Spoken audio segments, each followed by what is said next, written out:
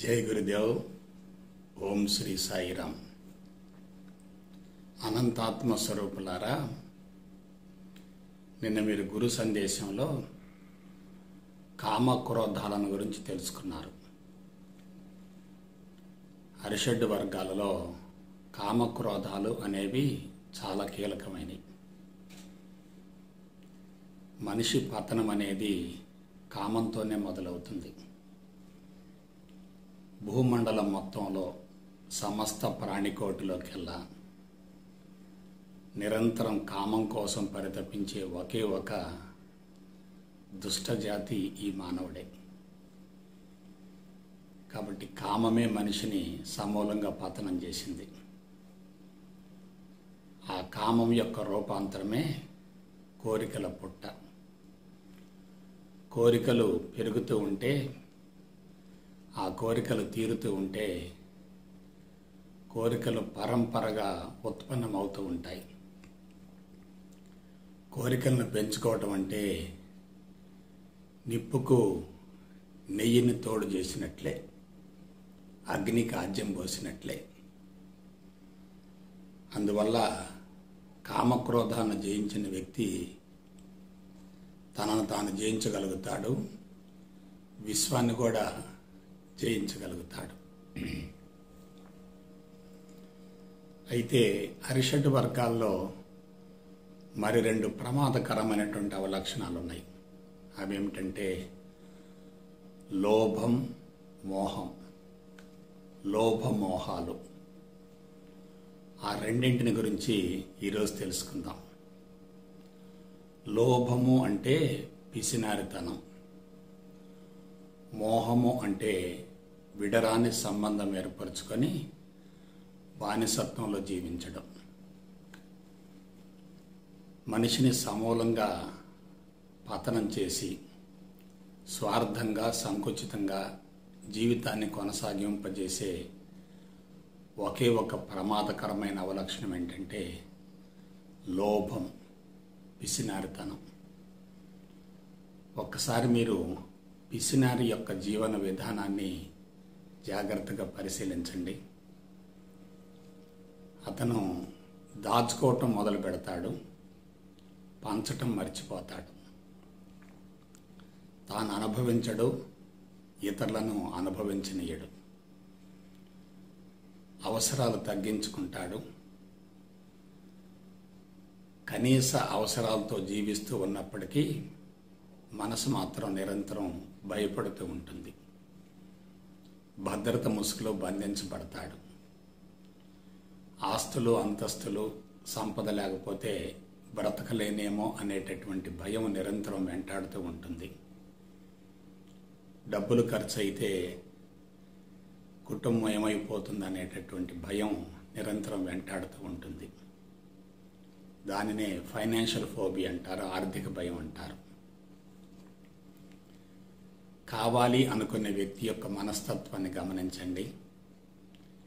ఇవ్వాలి అనే వ్యక్తి యొక్క మనసును గమనించండి.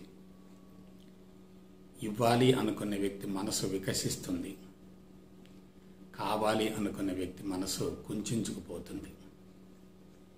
స్వార్థం, సంకుచిత తత్వం ఎక్కువగా ఉంటాయి. అలా స్వార్థంగా జీవించే వ్యక్తికి శారీరకంగా, మానసికంగా భయంకరమైనటువంటి రుగ్మతలు ఉంటాయి. వైద్య ఖర్చుల కోసం కూడా వెనుకాడుతూ ఉంటాడు. కాబట్టి పిసినారితనం అనేది మనిషి యొక్క అతి ప్రమాదకరమైనటువంటి అరిషడ్ వర్గాల అవలక్షణం.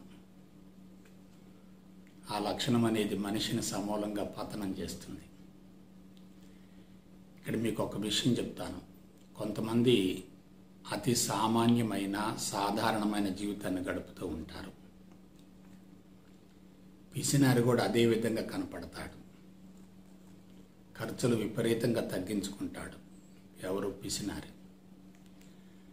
అతి సరళంగా, సామాన్యంగా జీవించే వ్యక్తి కూడా ఖర్చులు బాగా తగ్గించుకుంటాడు. ఇద్దరు ఒకే రకంగా కనపడతారు. కానీ పిసినారి మాత్రం అవసరాలకు కూడా డబ్బులు ఉపయోగించడు. అవసరాలను వదులుకుంటాడు. కానీ సరళంగా సామాన్యంగా జీవించే వ్యక్తి అవసరాలను ఎప్పుడు కూడా వదులుకోడు. అనవసరంగా ఖర్చు పెట్టడు, అవసరాలు మాత్రం ఆపుకోడు. చూసారు ఇద్దరి మధ్య ఎంత తేడా ఉందో. పిసినారితనం అనేది తమోగుణ సంబంధమైనటువంటి అతి ప్రమాదకరమైన అవలక్షణం. పిసినారి ముఖంలో కళాకాంతులుండవు. తాను అనుభవించడు, ఇతరులను అనుభవించనీయడు. ఇతరులకు పెట్టాలంటే భయపడుతూ ఉంటాడు, బాధపడుతూ ఉంటాడు, కుమిలిపోతూ ఉంటాడు, కుళ్ళిపోతూ ఉంటాడు. ఏదో పోగొట్టుకుంటున్నాను అనే భావన అంతర్లీనంగా ఉంటుంది. కొంచెం జాగ్రత్తగా విశ్లేషించుకోండి. పిసినారిగా జీవించే వ్యక్తి ఆధ్యాత్మిక మార్గానికి వస్తే ప్రయోజనం ఏమిటి? పిసినారిగా జీవించే వ్యక్తులు ఆధ్యాత్మిక మార్గానికి వచ్చి అక్కడ సాధించేది ఏమిటి? ఇవాళ ఎవరు వస్తున్నారు ఆధ్యాత్మిక మార్గానికి? ఒకవైపు లగ్జరీస్కి అలవాటు పడ్డవాళ్ళు వస్తున్నారు, మరొక వైపు పిసినారిగా జీవించే వాళ్ళు వస్తున్నారు. దాత చెయ్యి ఎప్పుడు కూడా పైన ఉంటుంది, బిచ్చగాడి చెయ్యి ఎప్పుడు కూడా క్రింద ఉంటుంది. పిసినారిగా జీవించే వ్యక్తి నిరంతరం బిచ్చగాడే. అతను కుటుంబానికి కూడా న్యాయం చేయలేడు, తన జీవితానికి కూడా న్యాయం చేసుకోలేడు. అటువంటి వ్యక్తి ఉనికే కుటుంబానికి ప్రమాదకరం. ఒకళ్ళకు పెట్టాలి, కానీ ఆ పెట్టడం కూడా ఆనందంగా అందించాలి, మనస్ఫూర్తిగా పెట్టాలి. తాను ఇస్తూ ఉన్నప్పుడు మనసు ఆనందంలో ఉప్పొంగాలి. వృధాగా ఖర్చు చేయకూడదు, కానీ పొరపాటును కూడా అవసరాలు ఆపుకోకూడదు. దాచుకున్న ధనమంతా తర్వాత ఏదో ఒక రూపంలో దొంగల పాలవుతుంది, లేక వారసులకు వెళ్ళిపోతుంది.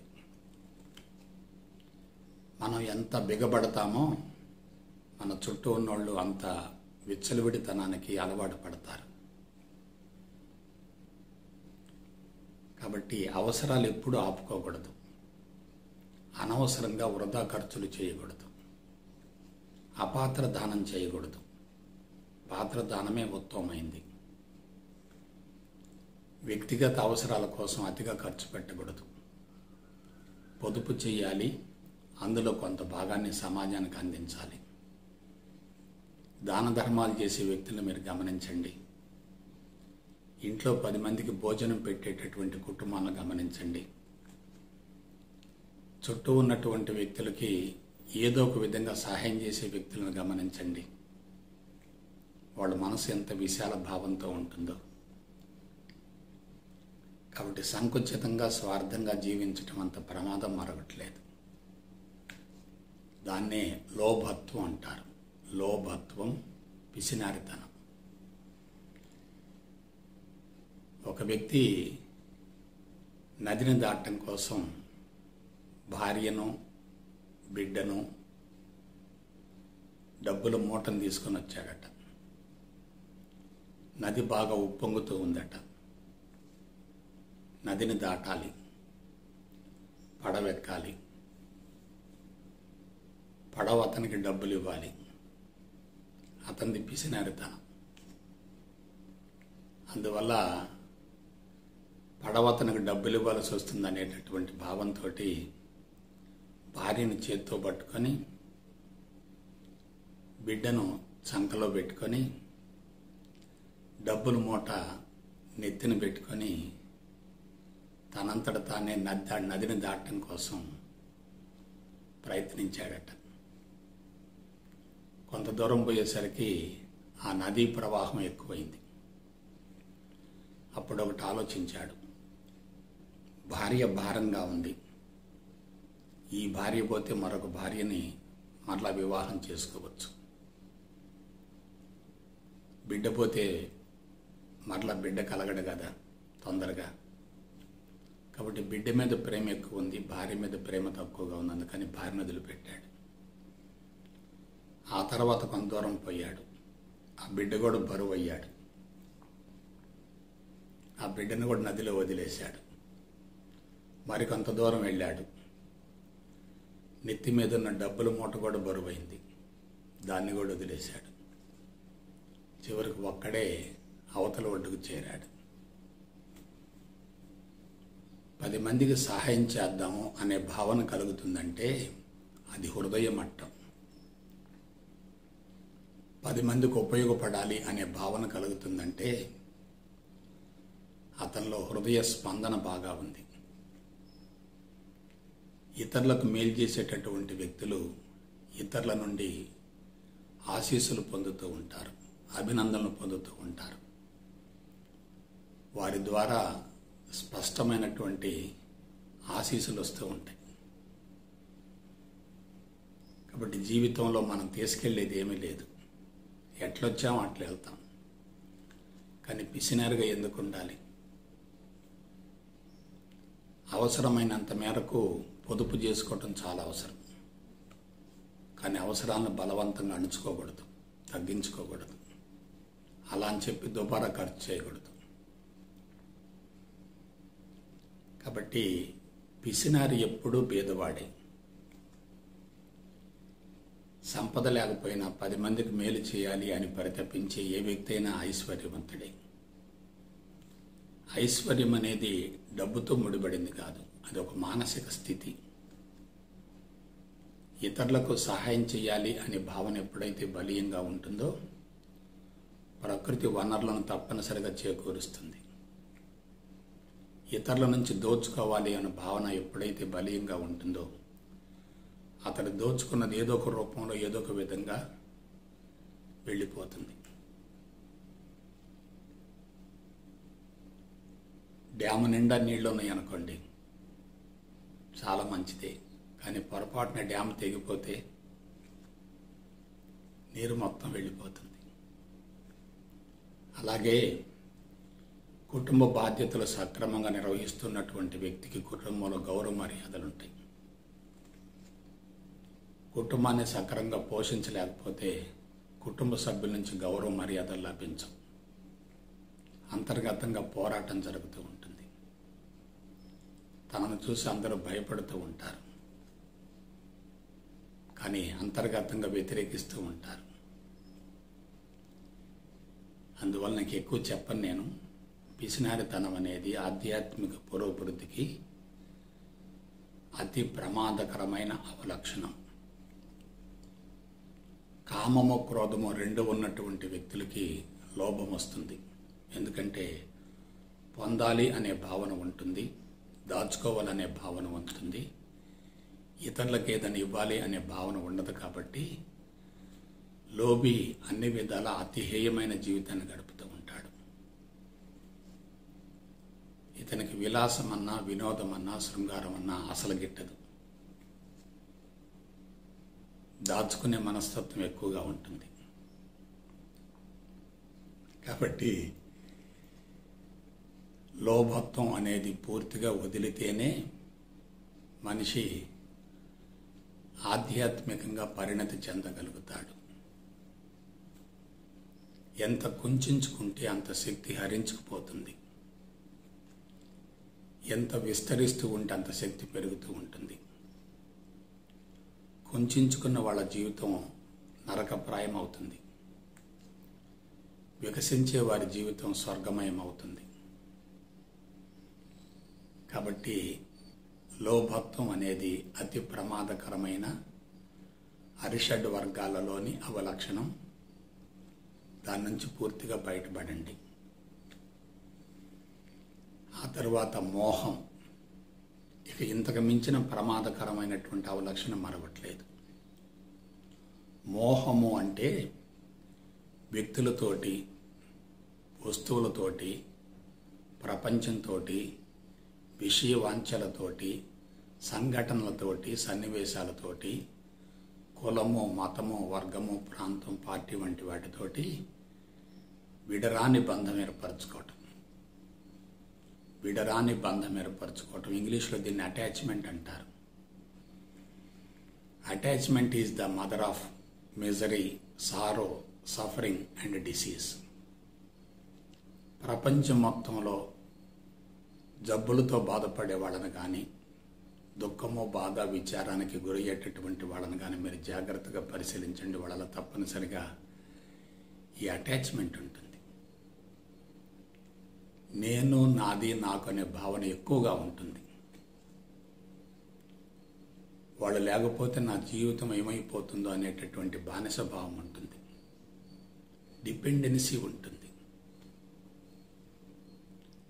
అందరూ మోక్షం మోక్షం మోక్షం అంటూ ఉంటారు. మోక్షం అంటే ఏమిటి? మోహాన్ని వదిలించుకోవటమే మోక్షం. మీకు ఒక విషయం చెప్తున్నాను. ఇతరుల మీద మనం ఆధారపడినంత కాలం వాళ్ళు మనల్ని వదిలించుకోవటం కోసం ప్రయత్నం చేస్తుంటారు. ఇతరులకు ఆసరా ఇచ్చే స్థాయికి ఎదిగితే మన శక్తి పెరుగుతూ ఉంటుంది. ఇవాళ ఒకళ్ళని చూసి మరొకళ్ళు ఉండలేకపోతున్నారు. ఒకళ్ళతో మరొకళ్ళు విడరాని సంబంధం ఏర్పరచుకుంటున్నారు. వాళ్ళు లేకపోతే నేనేమైపోతానో అనే భయం వెంటాడుతూ ఉంది. దీనిని అంతటినీ ఏమంటారు? మోహం అంటారు.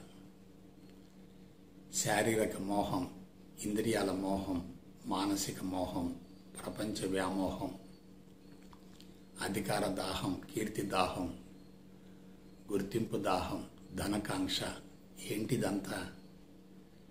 Attachment, attachment, attachment. అదే మోహం, మోహం, మోహం. వస్తువులతో సంబంధం, డబ్బుతో సంబంధం, చుట్టూ జరిగేటటువంటి విషయాలతో విడరాని సంబంధం ఏర్పరచుకుంటారు. ఎవరి మీద ఆధారపడిన మన శక్తి హరించుకుపోతుంది. బానిసత్వం పెరుగుతుంది. వాళ్ళు లేకపోతే నేనేమైపోతాననే భయం పెరుగుతుంది. ఇది అతి ప్రమాదకరమైన తమోగుణ లక్షణం. లోభము, మోహము రెండు తమోగుణ సంబంధమైన అవలక్షణాలు. మోక్షం మోక్షం అంటున్నారు. ఎక్కడి నుంచి వస్తుంది మోక్షం? అది ఎవరో ఇచ్చేది కాదు, కొనుక్కునేది కూడా కాదు. మోహాన్ని వదిలించుకోవటమే మోక్షం. మోహక్షయమే మోక్షం. ఇప్పుడు ప్రపంచం మొత్తం ఎందుకు మోహంలో ఉందంటే, ఒకళ్ళు లేకుండా మరొకళ్ళు బ్రతకలేరు అనేటటువంటి భావన రోజు రోజుకి బలపడుతూ వస్తుంది. బానిసత్వం పెరుగుతూ వస్తుంది. బంధాలు పెరుగుతూ వస్తున్నాయి. ఇంట్లో ఒక వ్యక్తికి ఏమైనా జరిగితే కుటుంబం ఏమైపోతుందో అనేటటువంటి భయం వెంటాడుతూ ఉంటుంది. ఎవరితోనైతే నువ్వు విడరాని సంబంధం ఏర్పరచుకుంటావో వాళ్ళని ఇబ్బంది పెడతావు, నీకు నీవుగా ఇబ్బంది పడతావు. ఒక వస్తువు లేకుండా బ్రతకలేను అనే భావన ఉందంటే ఆ వస్తువుకు నువ్వు బానిసైనట్లేగా. ప్రపంచం లేకుండా బ్రతకలేను అనే భావన ఉందంటే ప్రపంచానికి నువ్వు బానిసమైనట్లేగా. ఆలోచించండి. ప్రపంచానికి లోబడి జీవించటమా? ప్రపంచంతో ఘర్షణ పడటమా? ప్రపంచాన్ని జయించటమా? ప్రపంచాన్ని మానసికంగా వదిలేయటమా? ఏం కావాలి మీకు ఇందులో? ప్రపంచంతో కలిసి జీవిస్తూ ఉంటే మోహం. ప్రపంచాన్ని మానసికంగా వదిలివేయగలిగితే అదే మోక్షం. A free mind can achieve anything. Attached mind cannot achieve anything. ఇవాళ తల్లిదండ్రులకి బిడ్డలకి మధ్య మోహం ఎక్కువ అవుతుంది. భార్యాభర్తల మధ్య ప్రేమ ఉండటం లేదు, మోహం పెరుగుతుంది. ఒకళ్ళు దూరం అయితే మరొకళ్ళు భరించలేకపోతున్నారు, డిప్రెషన్ గురవుతున్నారు. ప్రేమికుల మధ్య కూడా మోహం ఎక్కువగా ఉంది, ప్రేమ లేదు. అది భౌతికపరమైన ప్రేమే. అది సెక్స్ పరమైన ప్రేమే. అది హార్మోన్స్ ప్రభావం.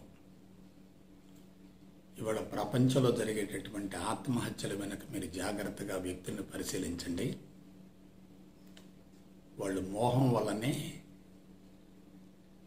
ఆత్మహత్యలకు గురవుతున్నారు. ఇంట్లో ఒక వ్యక్తి చనిపోతే ఇంట్లో వాళ్ళంతా కూడా నెలల తరబడి డిప్రెషన్కి గురవుతూ ఉంటారు. మన వస్తువు ఎలా వచ్చాం? ఒంటరిగా వచ్చాం కదా.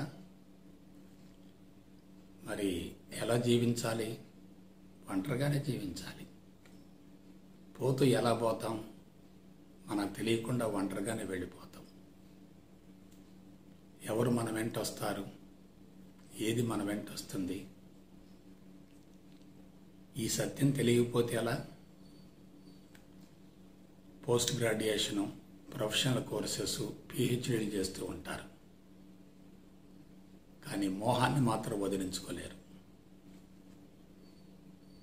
కాబట్టి కులం కానీ, మతం కానీ, వర్గం కానీ, ప్రాంతం కానీ, పార్టీ కానీ, శారీరక మమకారం కానీ, ఇంద్రియాల వినోదం కానీ, శృంగారం కానీ, సెక్స్ కానీ, వగైరా వగైరా ఇవన్నీ కూడా మనిషిని బానిస భావం వైపుకు మళ్ళిస్తాయి.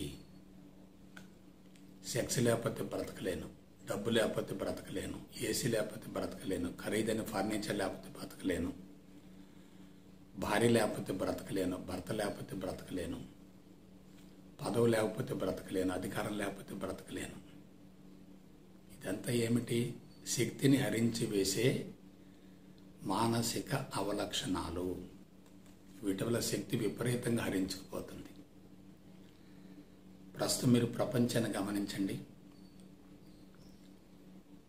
పిల్లలకి స్కూళ్ళకి వెళ్ళిన తర్వాత రెసిడెన్షియల్ స్కూళ్ళలో చదువుతూ ఉంటే హోమ్ సిక్ లీవ్స్ అని ఇస్తుంటారు.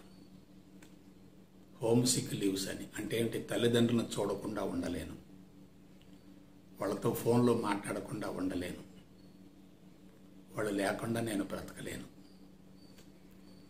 సో ఎప్పుడైతే బానిస భావం ఉంటుందో అక్కడ అటాచ్మెంట్ ఎక్కువగా ఉంటుంది, డిపెండెన్సీ ఎక్కువగా ఉంటుంది. ఒక వ్యక్తి మరొక వ్యక్తిని బలవంతంగా భరించవలసి వస్తుంది. చాలామంది దీన్ని ఏమంటారంటే ప్రేమ అంటారు. ప్రేమ వేరు, మోహం వేరు. ఎవరు లేకపోయినా జీవించగలను అనేటటువంటి స్వతంత్ర భావన ఉంటే అది స్వచ్ఛమైన ప్రేమ అవుతుంది. ఒక వ్యక్తి లేకుండా బ్రతకలేను అనే భావన బలీయంగా ఉంటే అది మోహం అవుతుంది. ఎవరికైతే కోరికలు తక్కువగా ఉంటాయో వాళ్ళకు మోహం తక్కువగా ఉంటుంది. ఎవరికైతే కోరికలు ఎక్కువగా ఉంటాయో వాళ్ళకు మోహం కూడా ఎక్కువగానే ఉంటుంది. మీకు ఒక విషయం చెప్తున్నాను. ప్రపంచం వెంట పరుగులు తీసే వాళ్ళంతా బలహీనమైన పర్సనాలిటీ కల్లోళ్ళు. వాళ్ళ పర్సనాలిటీ చాలా వీక్గా ఉంటుంది. విలువలేని ప్రపంచాన్ని గురించి అతిగా ఆలోచించే వాళ్ళంతా బలహీనులే. విలువలేని ప్రపంచానికి విలువనిస్తున్నారంటే వాళ్ళకి జీవితం విలువ తెలియదు. కాబట్టి మోహము అనేది క్రీస్తుకు పూర్వం 6000 సంవత్సరాల నాడే గుర్తించబడింది. అందుకే కుటుంబ వ్యవస్థ ఏర్పడిన తర్వాత కుటుంబ సభ్యుల మధ్య ప్రేమ తగ్గిపోతూ మోహబంధాలు పెరుగుతూ ఉండటం వల్ల మనిషిని సమూలంగా ఆ ప్రమాదం నుంచి విడుదల గావించడం కోసం ఋషులు మనకు అందించిన చక్కని మహోన్నత కళాత్మక జీవన విధానమే ఈ ఆధ్యాత్మికత. సంపూర్ణ స్వేచ్ఛతో జీవించడాన్నే వేదాంత పరంగా ముక్తి లేక మోక్షం అన్నారు. వ్యక్తులకు దూరంగా ఉన్నప్పటికీ వాళ్ళ గురించి అతిగా అనవసరంగా పిచ్చి పిచ్చిగా ఆలోచించడం అంటే అది మోహమే కదా. శారీరక మోహం కొంతమందికి, ఇంద్రియాల మోహం కొంతమందికి, ఆర్థిక మోహం కొంతమందికి, ఆస్తులు అంతస్తుల మోహం కొంతమందికి, ఖరీదైన ఫర్నిచర్ కోసం ఆరాటపడుతూ కొంతమందికి ఆ మోహం ఉంటుంది. కొంతమందికి పదవి వ్యామోహం ఉంటుంది, కొంతమందికి అధికార దాహం ఉంటుంది, కొంతమందికి గుర్తింపు కాంక్ష ఉంటుంది, కొంతమందికి కీర్తికాంక్ష ఉంటుంది, కొంతమందికి చనిపోయిన తర్వాత కూడా నేను లక్షల మందిలో, కోట్ల మందిలో చిరస్థాయిగా నిలిచిపోవాలనేటటువంటి భావన ఉంటుంది. చివరికి ఒక మాట చెప్తున్నాను, మోక్షం కావాలి అనుకోవటం కూడా బానిసత్వమే, మోక్షాన్ని కోరుకోవటం కూడా ఒక బంధమే. చూసారా, భూమండలం మొత్తంలో ఒక్క మానవుడే ఇంత హేయంగా ఎందుకుంటున్నాడంటే అతను మాయలో ఉన్నాడు, భ్రమలో ఉన్నాడు, భ్రాంతిలో ఉన్నాడు, పిచ్చిలో ఉన్నాడు, వెరిలో ఉన్నాడు, వ్యామోహంలో ఉన్నాడు. మీరు ఇటువంటి ప్రసంగాలు వింటూ ఉండండి, కానీ జెనెటికల్గా ఉన్నటువంటి మోహాన్ని మీరు తొలగించుకోలేరు. It is purely genetical disorder, జన్యు సంబంధమైనటువంటి అవలక్షణం. ఎప్పుడైతే స్వతంత్రంగా జీవించగలుగుతావో అదే ముక్తి లేక మోక్షం కదా. గురువులతో కానీ, స్వామీజీలతో కానీ, బాబాలతో కానీ అటాచ్మెంట్ పెంచుకున్నామనుకో, వాళ్ళని ఎలా వదిలించుకుంటావు? అటాచ్మెంట్ ఏర్పడటం చాలా సులభం, తొలగిపోవటం చాలా కష్టం. నేను మరోసారి చెప్తున్నా, ఒక వ్యక్తితో బంధాన్ని ఏర్పరచుకోవటం చాలా సులభం, అనుబంధాన్ని పెంచుకోవటం కూడా చాలా సులభమే. కానీ అనుబంధం తెగిపోయినప్పుడు, ఆ వ్యక్తి దూరమైనప్పుడు నువ్వు బాధపడుతున్నావంటే నీ మనసు సరిగా లేదని గుర్తుపెట్టుకోండి. ఇది మానసిక అవలక్షణం, మెంటల్ డిజార్డర్. దైనందిన జీవితం ఎప్పుడైతే స్వచ్ఛంగా, స్వతంత్రంగా కొనసాగుతుందో అది ఆధ్యాత్మికంగా రూపాంతరం చెందుతుంది కదా. దైనందిన జీవితం సరిగా లేకుండా ఆధ్యాత్మికత పేరుతోటి ఆశ్రమాల చుట్టూ తిరుగుతూ అక్కడ కఠోర సాధన చేస్తే కలిగే లాభం ఏమిటి? అసలు కఠోర సాధన చేయవలసిన అవసరం ఏమిటి? నువ్వు తెలుసుకో, విచక్షణ వివేకాన్ని ఉపయోగించు, లోతుగా విచారణ చెయ్యి, అవసరమైతే విశ్లేషణ చేసుకో, ఒక మంచి మార్గాన్ని ఎన్నుకో. ఏది సత్యమో, ఏది అసత్యమో, ఏది నిత్యమో, ఏది అనిత్యమో, ఏది వాస్తవమో, ఏది అవాస్తవమో, ఏది స్థిరమో, ఏది అస్థిరమో, ఏది శాశ్వతమో, ఏది అశాశ్వతమో జాగ్రత్తగా లోతుగా అధ్యయనం చెయ్యి. అప్పుడు నువ్వు ఎలా ఉంటావు? అందరి మధ్య ఉంటావు, అన్నింటి మధ్య ఉంటావు. కానీ ఎవరితోటి ఎటువంటి మోహబంధాలు ఉండవు. ఎవరిని వదులుకోవద్దు, ఎవరికి దూరం కావద్దు, కానీ ఎవరితోనూ అటాచ్మెంట్ పెంచుకోవద్దు. ఎందువల్ల? నువ్వేవైతే కోరుకుంటున్నావు అవన్నీ వదిలిపెట్టిపోయాయి కదా. నువ్వు ఎవరితో సంబంధం ఏర్పరచుకుంటున్నావు వాళ్ళంతా నీ వాళ్ళు కాదు కదా, నీ ఆస్తి కాదు కదా, ప్రపంచం కూడా నీది కాదు కదా.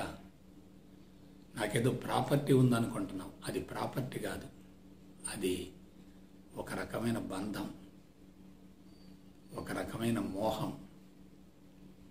ప్రాపర్టీ కోసం వెంపర్లాడటం కూడా వ్యామోహమే కదా. నీకు ఎంత కావాలో ముందు నిర్ణయించుకో, అంత సమకూర్చుకో, నిశ్చింతగా ఉండు. ఇంకా కావాలి, ఇంకా కావాలి, ఇంకా కావాలి. ఎంత కావాలి? ఎంతైతే సరిపోతుంది? ఆలోచించండి. ఆశలో ఉన్న వ్యక్తికి, కోరికల విశ్వవలయంలో ఇరుక్కున్న వ్యక్తికి, విలాస వినోద శృంగారాల కోసం ఆరాటపడే వ్యక్తికి ఎంత వచ్చినా సరిపోదు కదా. ఇంకొక విషయం ఆలోచించండి. భూమండలంలో ఉన్న ఆస్తి అంతా కూడా మానవులు కోరికలు పెంచుకుంటూ ఉంటే ఆస్తి సరిపోతుందా? అందుకే పిండి లేకుండా రొట్టెల కోసం పరితపిస్తూ పరుగులు తీస్తున్నారు. కాబట్టి మోహం, వ్యామోహం, విలువలేని ప్రపంచానికి విలువలు ఇచ్చే వాళ్ళంతా కూడా ప్రాపంచిక విషయవాంఛలు ఇరుక్కుపోతున్నారు. సుఖానికి, సౌకర్యానికి, విలాసానికి, వినోదానికి, శృంగారానికి అలవాటు పడే వాళ్ళంతా భౌతిక ప్రపంచం లేకుండా బ్రతకలేమనుకుంటున్నారు. నేను ఒకళ్ళకి చేసి పెట్టడం కాదు, అందరూ నాకు చేసి పెట్టాలనే భావన బలీయంగా ఉంటుంది. ఇతరుల చేత చేయించుకుంటున్నామంటే అది మోహమే కదా. ఇతరులకు చేసి పెట్టగలిగితే అదే మోక్షం కదా. నువ్వు సంతృప్తిగా ఉన్నప్పుడు ఇతరులకు చేసి పెట్టగలుగుతావు, నువ్వు అసంతృప్తిగా ఉన్నప్పుడు ఇతరుల నుంచి కోరుకుంటూ ఉంటావు. కాబట్టి ఇవాళ ధనవంతులంతా కూడా శ్రామికుల మీద, కర్షకుల మీద, రైతుల మీద, రైతు కూలీల మీద, ఉత్పత్తుల మీద, పంట మీద, వస్తువుల మీద ఆధారపడుతున్నారు. కాబట్టి పేదవాళ్ళు ఒకళ్ళ మీద ఆధారపడరు. సరళంగా సామాన్యంగా జీవించే వాళ్ళు ఒకళ్ళ మీద ఆధారపడరు. ఇవ్వాలి అనుకునే వాళ్ళు ఒకళ్ళ మీద ఆధారపడరు. నా నుండి ప్రపంచానికి ఏమిటి అని ఆలోచించే వాళ్ళు వేరే వాళ్ళ మీద ఆధారపడరు. ధర్మంగా, నిజాయితీగా, నైతిక విలువలతో జీవించేవాళ్ళు ప్రపంచం మీద ఆధారపడరు. కాబట్టి ఏమి తింటున్నావు అన్నది కాదు, ఏమి చేస్తున్నావు అన్నది కాదు, ఏమి కట్టుకున్నావు అన్నది కాదు, నీకు ఎంత ఉంది అన్నది కాదు, అసలు నువ్వు ఎలా ఉంటున్నావు ఆలోచించుకో. బానిసగా జీవించేవాళ్ళు అసలు బ్రతకడం ఎందుకు? రోజు చచ్చిపోవటమే కదా. వ్యక్తులు దూరమైన, వస్తువులు దూరమైన, ఆస్తులు దూరమైన, అంతస్తులు దూరమైన బ్రతకలేమనే భావన ఉందంటే వాటికి విలువనిస్తున్నావు, నీ విలువని తెలుసుకోలేకపోతున్నావు. అవి నీకంటే విలువైనవి కావు. నువ్వు ఉన్నంత వరకే అవి, నువ్వు పోయిన తర్వాత అవేమీ ఇక లేవు. నీ మనసు పని చేస్తున్నంత వరకు అవన్నీ మీకు కనపడతాయి. మనసు పని చేయటం ఆగిపోతే అవేమీ కనపడవు కదా. ఆలోచించండి ఒకసారి. ఇవన్నీ మనసులో పెట్టుకొని ఆహార నియమాలు పాటిస్తాను, ఆసనాలు వేస్తాను, ప్రాణాయామం చేస్తాను, సూర్య నమస్కారాలు చేస్తాను, వాకింగ్ చేస్తాను, స్విమ్మింగ్ చేస్తాను, లాఫింగ్ చేస్తాను. నీకు నవ్వు ఎక్కడి నుంచి రావాలి? ఆత్మ నుండి రావాలి. లాఫింగ్ అంటే ఏమిటి? ఎవరు జోకేస్తే నవ్వటం కాదు. నీ అంతరంగం నిండు కుండలా ఉండాలి. మానస సరోవరం లాగా ఉండాలి. స్వచ్ఛంగా ఉండాలి, పవిత్రంగా ఉండాలి, సాత్వికంగా ఉండాలి. అలా ఉన్నప్పుడు నీ లోపల నుంచి ఉప్పొంగేటటువంటిదే ఆనందం. ఒకళ్ళెవరో నవ్విస్తూ నువ్వు నవ్వుతున్నావు అనుకోండి, అది ఆనందం కాదు, తాత్కాలికమైనటువంటి అనుభూతి. సంతోషం వేరు, అనుభూతి వేరు, సంతృప్తి వేరు, ఆనందం వేరు. సంతృప్తిని, అనుభూతిని, సంతోషాన్ని ఆనందంగా భ్రమిస్తున్నారు. అక్కడే మనుషులు దెబ్బతిన్నారు. కాబట్టి లాస్ట్ అండ్ ఫైనల్ చెప్తున్నాను, ప్రపంచం మీద ఆధారపడే ఏ వ్యక్తి అయినా మోహంలో జీవిస్తున్నట్లే. మోహం అనేది ఉందంటే శక్తి విపరీతంగా హరించుకుపోతుంది. నీది కాని దానికోసం నువ్వు ఆరాటపడుతున్నావంటే నీకు జ్ఞానోదయం కలగనట్లే. నువ్వు కేవలం ఒక జీవుడిగా వచ్చావు. ఆ జీవభావాన్ని కరిగించుకోవాలి. ఆ తర్వాత అన్నీ వదిలిపెట్టి వెళ్ళిపోవాలి. జీవభావం ఉన్నంత వరకు తప్పనిసరిగా నీకు మోహం ఉంటుంది. జీవభావం కరిగిపోతే, జీవుడే దేవుడైతే ఇక మోహానికి అవకాశమే లేదు. అదే మానవ జీవిత పరమార్థం అంటే. కాబట్టి మనం ఏం చేయాలి? కర్మల మూటను తగ్గించుకోవాలి, కర్మలను పెంచుకోకూడదు. కర్మలను పెంచుకుంటున్నావంటే నువ్వు మాయలో ఉన్నట్లే, భ్రమలో ఉన్నట్లే, భ్రాంతిలో ఉన్నట్లే, మోహబంధాలు బలీయమవుతున్నట్లే. ఈ విశ్వంలో ఏది నీది కాదు, ఎవరు నీ వాళ్ళు కాదు. ఉన్నది నీది కాదు, పోయింది నీది కాదు. నీ ఎదురుగా ఉన్నదే నీది, బ్యాంకులో ఉన్నది కూడా నీది కాదు. నీకు దూరంగా ఉన్నటువంటి ఆస్తులు అంతస్తులు కూడా నీవి కావు. అది కేవలం మనసు గారడి, మెంటల్ గేమ్. అందరూ కూడా ఖరీదు కట్టి వెలలు నిర్ణయించుకొని నాకు ఇంతుంది అంతుంది అనుకుంటుంటారు. It is only for mental satisfaction. అది కేవలం సంతృప్తి కోసమే, భద్రత కోసమే. ఎందుకు చెప్తున్నానంటే, జీవితాన్ని విలువగా కొనసాగించడం వేరు, యాంత్రికంగా కొనసాగించడం వేరు. జీవితాన్ని విలువగా కొనసాగించేటప్పుడు మనిషిలో విపరీతమైన కాంతి ఉంటుంది, జ్ఞాన ధనం ఉంటుంది. ఆ జ్ఞాన ధనాన్ని పంచుతున్నప్పుడు దాని మోతాదు ఇంకా పెరుగుతూ ఉంటుంది. కత్తిని వాడకపోతే తుప్పు పడుతుంది, వాడుతూ ఉంటే పదునెక్కుతూ ఉంటుంది. కాబట్టి మోహబంధాల్లో జీవించే వ్యక్తులు ఎలా ఉంటారో మీరు ఆలోచించుకోండి. ఇప్పటి వరకు జరిగిన జీవితాన్ని గురించి మీరు ఒకసారి విశ్లేషించుకోండి. అంతిమంగా చెట్టు చివరి దశ వరకు నీకేది కావాలో దానికోసం చక్కటి ప్రణాళిక వేసుకోండి. అవసరం లేని దానికోసం ఆరాటపడద్దు, అవసరమైన దాన్ని వదులుకోవద్దు. అవసరం లేని దానికోసం ఆరాటపడుతున్నావంటే నువ్వు అజ్ఞానంలో ఉన్నట్లే. అజ్ఞానమే చెడు కర్మ ఫలం, అజ్ఞానమే సమస్య, అజ్ఞానమే రుగ్మత, అజ్ఞానమే బంధం. జ్ఞానపరంగా ఎదిగిన వ్యక్తికి ప్రపంచం అన్నీ సమకూరుస్తుంది. నీ అవసరం ప్రపంచానికి ఉన్నప్పుడు నీ అవసరాలను ప్రపంచం తప్పక తీరుస్తుంది. ప్రపంచం నీ అవసరాలను తీర్చడం లేదంటే బహుశా నీ అవసరం ప్రపంచానికి లేదేమో. దాని గురించి ఆలోచించుకో. శారీరక మమకారం చాలా ప్రమాదకరమైంది. శరీరం పట్ల వ్యామోహాన్ని పెంచుకోవద్దు. యవ్వనం కరిగిపోతుంది. నువ్వు సంపాదించినటువంటి ధనం కూడా వారసులకు పోతుంది.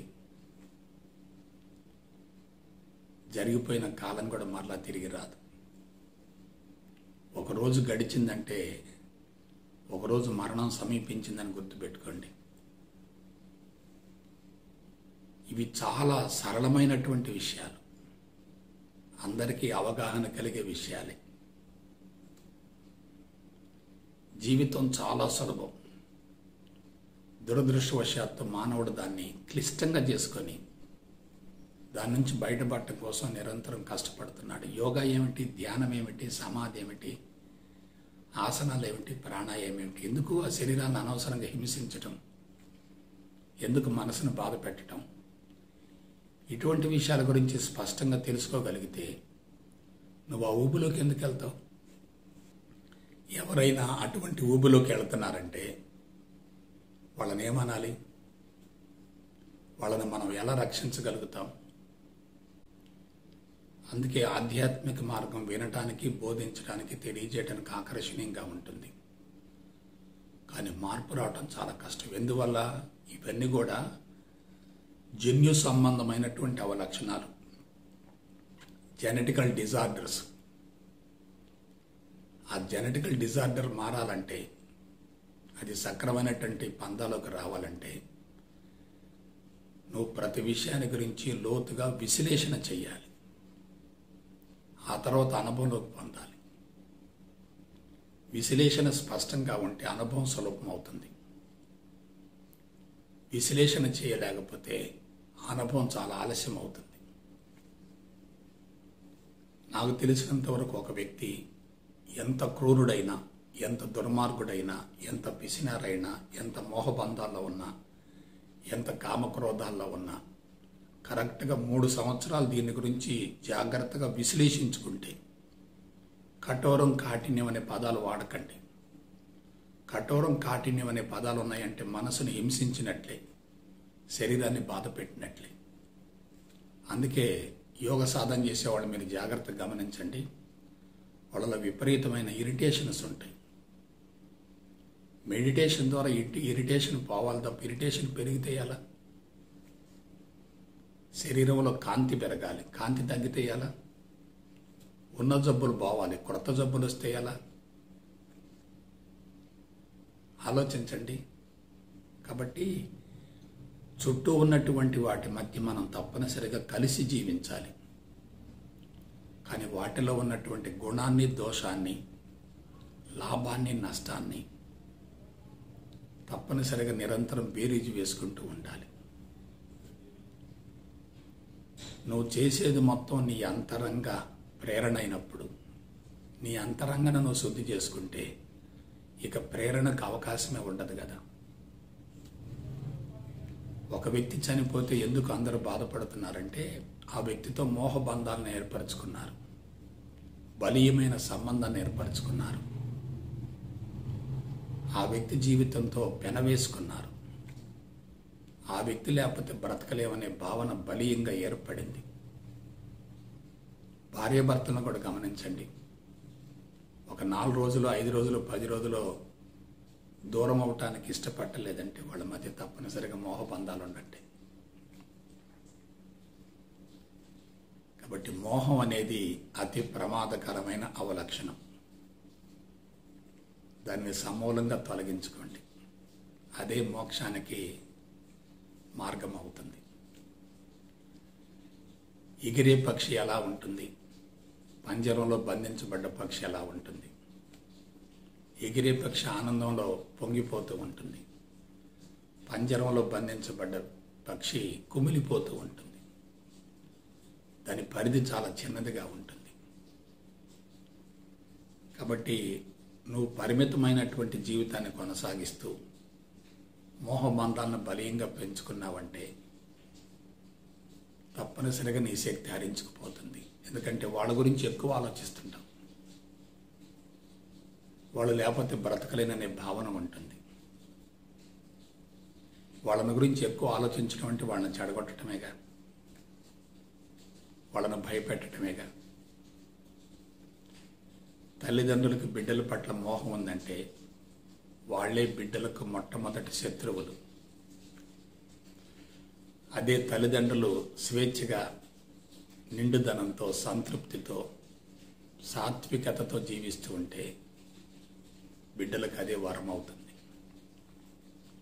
మీరు బిడ్డలకు ఆస్తులు ఇవ్వటం కాదు, వాళ్ళ పట్ల మోహబంధాలు తొలగించుకోగలిగితే చాలు. తల్లి కడుపు నింపాలి అనుకుంటుంది, తండ్రి జేబు నింపాలి అనుకుంటాడు. ఇద్దరూ శత్రువులే కదా. కడుపు నింపటం కాదు, కడుపుకు సంపాదించుకునే మార్గం నేర్పాలి. జేబులు నింపటం కాదు, ధర్మంగా సంపాదించుకునే విధానాన్ని నేర్పాలి. 10 మందికి ఉపయోగపడే జీవితాన్ని గురించి తెలియజేయాలి. అందుకే ఒకప్పుడు పెద్దవాడు పిల్లలకి ఇటువంటి విషయాలు చెప్తూ ఉంటారు. ఇవాళంతా కూడా యంత్రాల మాదిరిగా తయారయ్యారు. జీవితాలన్నీ కూడా ఒక రకంగా చెప్పాలంటే మిషన్ల మాదిరి నడుస్తున్నాయి. షెడ్యూల్ బిజీగా ఉంటుంది. కుటుంబ సభ్యులతోటి, బిడ్డలతోటి ఎక్కువసేపు గడిపే అవకాశం లేకుండా పోతుంది. అంతకు మించిన దురదృష్టం మరొకటి ఏముంటుంది? ఆలోచించండి. కాబట్టి లోభము, మోహము అనే తమోగుణ సంబంధమైన అవలక్షణాలను సమూలంగా తొలగించుకొని, సమూలంగా కరిగించుకొని, సంపూర్ణ స్వేచ్ఛకు మీరు చక్కటి ప్రణాళికను వేసుకొని భవిష్యత్ జీవితాన్ని ఆనందమయం చేసుకుంటారని మనస, వాచ, కర్మను కోరుకుంటూ సెలవు తీసుకుంటా. జై గురుదేవ్, జై గురుదేవ్, జై గురుదేవ్.